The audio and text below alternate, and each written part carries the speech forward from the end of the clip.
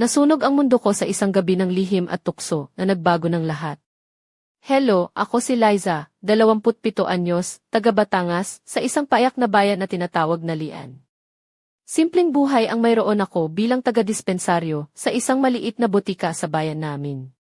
Araw-araw ay pareho lang, puting uniforme, amoy antiseptiko, at mga pamilyar na ngiti mula sa mga parokyano.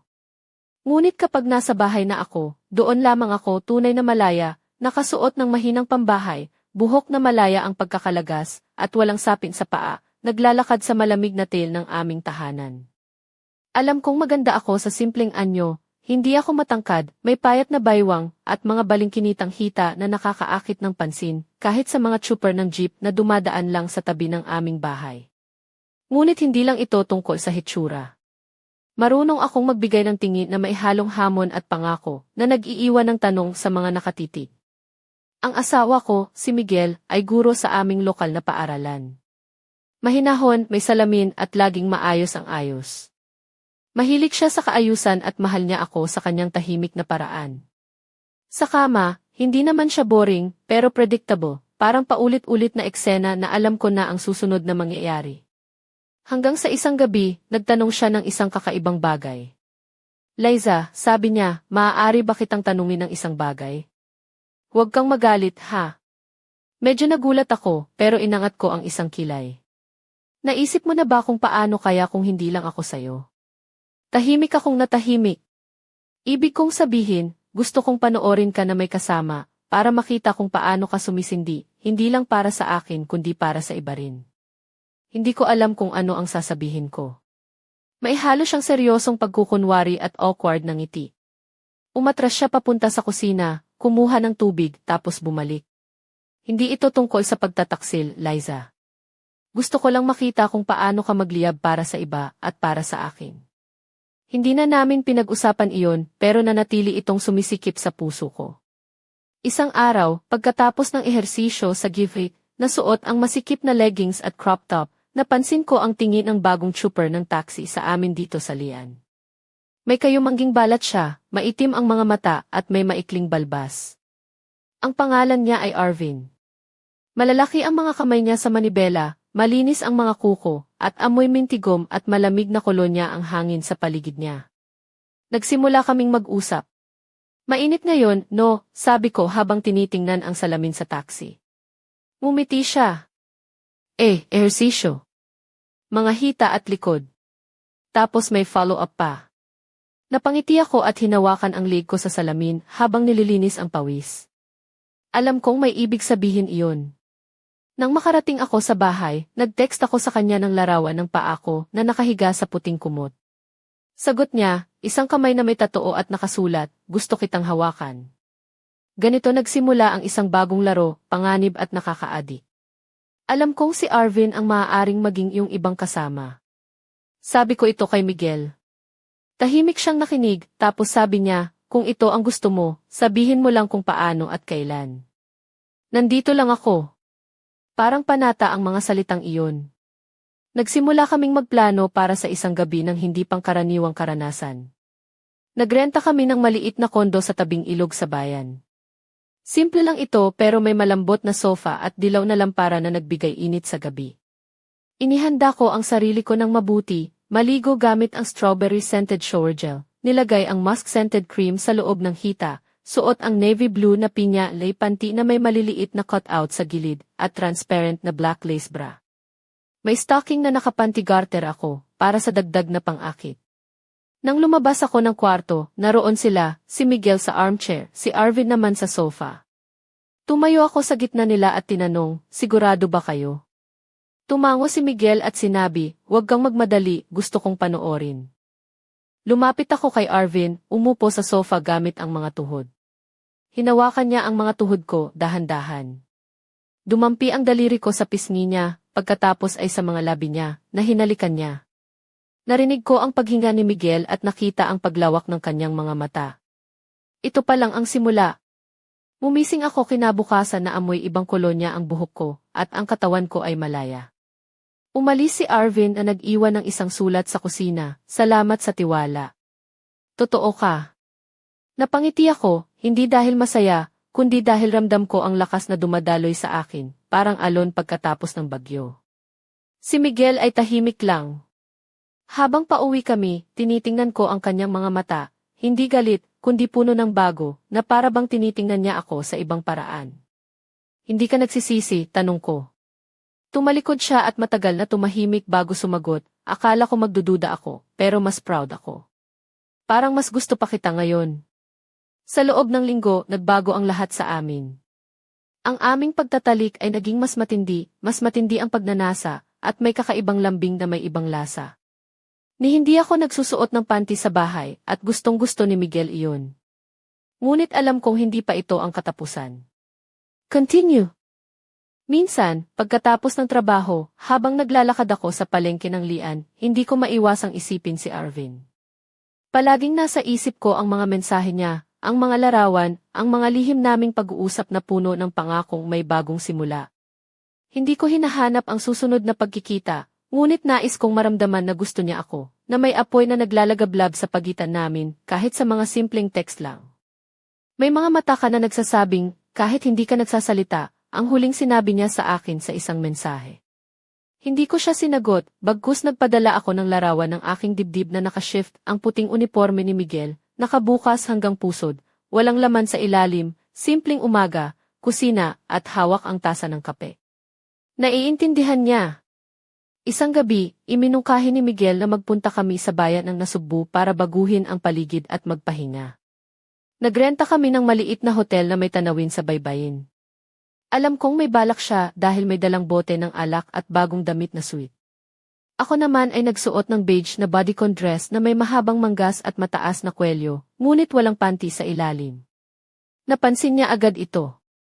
Sumulyap siya sa akin na may ngiting pahiwatig, parang paanyaya.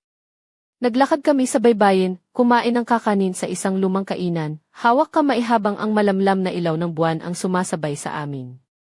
Pagbalik sa kwarto, pinaandar ni Miguel ang musika at lumapit sa akin mula likod. Hinawakan niya ang baywang ko, pababa, na parang sinusukat ang bawat bahagi ng katawan ko. Nararamdaman ko ang pag-igting ng kanyang hininga. Gusto mo bang subukan ulit, bulong niya. Kasama ang iba? Hindi ako sumagot agad, pero lumingon at tumingin sa mga mata niya. Siyempre, kung ikaw ang pipili. Napatigil siya saglit pagkatapos ay ngumiti. Panahon mo na, sabi niya. Ang laro ay nagsimula na muli. Habang tumatagal, napansin kong nagbago rin si Miguel. Sa palengke, sa gife, at maging sa jeep, palihim niyang tinitingnan ang mga lalaki, hindi lang para sa pisikal na anyo, kundi pati na rin sa kanilang charisma. Isang araw, habang inaayos namin ang sasakyan sa isang lokal na auto shop, napansin niya ang isang mekaniko na tila kakaiba, si Badong. Matikas, tahimik, may amoy ng langis at tabako. Tingnan mo siya, sabi ni Miguel. Paano siya tumingin sa'yo nang ayusin mo ang buhok mo kanina? Mainit ang pakiramdam ko. Hindi ako nagulat dahil ramdam ko rin iyon. Nagplano kami. Ako ang papasok sa garahe para magpa-check ng sasakyan, habang si Miguel ay magmamasid sa labas. Alam naming pareho kung ano ang nangyayari. Nagbihis ako ng kaswal na damit na parang nagkataon lang, puting fitted na tank top, maikling denim skirt, at jacket na medyo bukas ang zipper. Nakataas ang buhok ko sa ponytail at may light gloss lang sa labi. Para akong simpleng kapitbahay na may sikreto. Pagpasok ko, nakita ko si Badong na nagpunas ng kamay gamit ang lumang tela. Liza, di ba, bati niya. Si Badong. Sabi nila magaling ka sa sasakyan. Umiti ako. Pero hindi ko naman problema ang makina, ikaw ba? Hindi ikaw lang, tugon niya. Napalapit siya at naamoy ko ang amoy ng langis, katabi ng amoy ng pawis, malakas pero nakakaakit. Sa labas, nakita ko si Miguel sa loob ng sasakyan, nakatingin. Dumampi si Badong sa kwintas ko at tanong, sigurado ka ba? Sagot ko, 100%. Pero huwag magmadali. Hinawakan niya ang kamay ko at inilagay sa dibdib niya. Ramdam ko ang pagtibok ng puso niya nang bigla akong may narinig na bahagyang katok sa bintana. Tumango si Miguel ng bahagya. Nagsimula ang laro, pero may bagong patakaran. Kinabukasan, nagising akong mag-isa sa kama. Maagang umalis si Miguel na hindi ako ginising. Sa unan, natira lang ang bahagyang amoy ng pabango niya at isang maikling sulat, napakagaling mo kahapon. Pinanood kita at ang puso ko ay nagdurusa sa dami ng pagnanasa at selos. Pero ito ang aking kagustuhan at ginawa mo ito. Namatay ang mga mata ko habang iniisip ang bawat sandali, ang mga kamay ni Badong na naglalaro sa tela ng tank top ko, ang kanyang hininga na dumampi sa balikat ko, ang pag-unzip ng zipper ng jacket ko na parang binubuksan ang isang bihirang kayamanan. At habang iyon ay nangyayari, alam kong may mga mata sa labas ng bintana na nagmamasid, mga mata ng taong nagmamahal sa akin at pinahintulutan ko ang lahat ng ito. Sa hapunan, ibang-iba si Miguel, masaya, palakaibigan at tila bagong buhay. Iba ka kahapon, sabi niya, parang ang apoy sa loob ko ay naging maliwanag. Hindi ako sumagot, hinawakan ko lang ang kamay niya sa aking hita. Sa gabi, hinawakan niya ako ng may walang katapusang pagnanasa, at nang nakayuko ako sa balikat niya, sinabi niya, Liza, wala nang hangganan kapag nandito ka. Ngunit ako, nararamdaman kong may hangganan na lumampas kami. Hindi na ito simpleng laro. Ito ay isang bagong mundo. 100% na hindi na namin maibabalik pa. Continue. Hindi ko inakala na ang simpleng tanong ni Miguel ay magdadala sa akin sa 100 ng tukso at paglalim ng damdamin na hindi ko pa naranasan. Ngayon, nararamdaman ko na parang naglalakad ako sa isang manipis na lambat, bawat hakbang ay puno ng pangamba pero sabay rin ng kuryosidad. Ako si Liza, 27 anyos, at mula sa maliit na bayan ng Lian sa Batangas. Sa araw-araw kong trabaho bilang taga-dispensaryo, palaging tahimik at predictable ang buhay. Ngunit sa likod ng puting uniforme at mahinang ngiti, may apoy na unti-unting sumisiklab sa aking puso at isipan. Ang pagpasok ng 2 lalaki sa buhay namin, si Miguel, ang aking asawa, at si Arvin, ang bagong trooper, ay nagbukas ng pinto sa mga karanasang nagpapalalim sa aming relasyon at nagbigay sa akin ng bagong lakas at pag-asa. Habang lumalalim ang aming usapan tungkol sa mga posibilidad, napagtanto kong hindi lamang ito tungkol sa sexualidad, kundi pati na rin sa tiwala, paggalang, at pag-ibig sa kakaibang anyo. Hindi ko inakala na si Miguel, na dati ay tahimik at predictable, ay magiging bukas sa mga ganitong pag-uusap, at higit sa lahat, magiging katuwang ko sa paggalugad ng mga bagong hangganan ng aming samahan. Sa mga araw na sumunod, nagsimula kaming magplano kung paano namin isasakatuparan ang aming mga pangarap. Ang bawat araw ay puno ng excitement at kaba, ngunit higit sa lahat, puno ng pag-asa na ang aming pagmamahalan ay lalalim pa. Ngunit sa kabila nito, may mga tanong na hindi ko maiwasang itanong sa sarili, hanggang saan kami aabot? Ano ang magiging epekto nito sa aming buhay? At higit sa lahat, sino ang tunay na mahal ko? 1 linggo bago ang aming planadong gabi, nakaramdam ako ng kakaibang pagnanasa at kaba. Ang bawat sandali ay nagiging malabo sa pag-iisip ko, ngunit alam kong ito ang tamang landas para sa amin. Sa gabi ng aming pagkikita sa kondo sa tabing ilog, ipinakita ko ang aking sarili sa 2 lalaki na may bagong pagtingin at bagong pag-asa. Ang bawat haplos, bawat tingin, ay nagdulot ng kakaibang init sa aking katawan at puso. Sa gitna ng malamlam na ilaw, naramdaman kong ako ang sentro ng kanilang mundo, isang babae na may kapangyarihan at kagandahan. Ngunit sa likod ng lahat ng ito, naramdaman ko rin ang bigat ng responsibilidad. Ang pagiging bukas sa ganitong karanasan ay hindi madali, lalo na sa isang bayan kung saan ang mga usaping ito ay itinuturing na tabuo. Ngunit sa aming paglalakbay, natutunan naming pahalagahan ang bawat sandali at higit sa lahat, ang bawat isa sa amin. Habang lumalalim ang gabi, naramdaman ko ang pagbabago sa aming relasyon. Ang dating tahimik na pag-ibig ni Miguel ay naging masigla at puno ng pagnanasa. Si Arvin naman ay naging isang lihim na apoy na nagbigay kulay sa aking buhay. At ako, sa gitna nila, ay isang babaeng natutong maging malaya at tunay. Ngunit ang aming paglalakbay ay hindi pa tapos.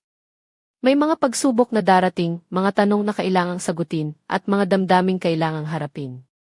Ang bawat hakbang ay isang bagong kabanata sa aming kwento, isang kwentong puno ng pag-ibig, tukso, at pag-asa.